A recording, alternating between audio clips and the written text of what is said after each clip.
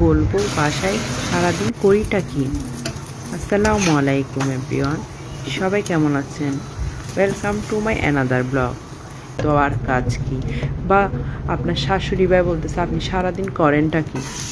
আবার অনেক দেশের ভাই বোন বা আত্মীয় স্বজনরা মনে করে বিদেশে কতই না সুখ, ওরা শুধু খায় ঘুমায় আর ঘুরে বেড়ায়, ওদের আবার কি কাজ, এই আর কি।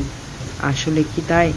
আসলে কি আমরা সারাদিন এগুলাই করে থাকি, নাকি তিনটা বাচ্চা, আমার তিন মেয়ে, ওরা কেউ স্কুলে যায়, কি একজন ছোটো, ওর খাওয়া দাওয়া, গোসল করানো, ঘুম পাড়ানো, ওর সব কিছু, ওর টেক কেয়ার সব কিছু একজন মায়ের আমার করতে হয়।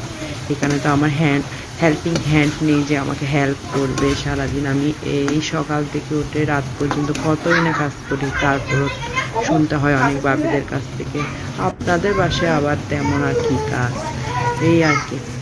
তো এই কথা বলতে বলতে এদিকে রান্না ছড়িয়ে দিয়েছি, মাছটা মোটামুটি রান্নার দিকে হয়ে গেছে, আমি আরেকটা চুলায় সরিয়ে নিয়েছি। তারপর এদিকে আমি আজকে চিংড়ি মাছ দিয়ে লতি ভাজি করবো, ওইটাও বসিয়ে দিচ্ছি সাথে।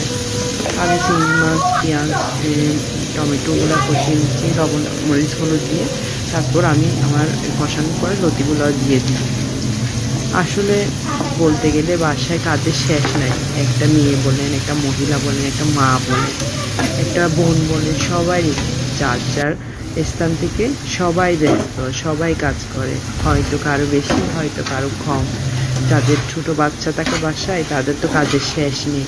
আপনি এদিকে গুছিয়ে যাবেন সুন্দর করে, আপনি অন্যদিকে কাজ করে আসে দেখবেন ওদিকে যেভাবে গুছিয়ে গেছেন তার চেয়ে ডাবল করেও আবার করে রেখেছে।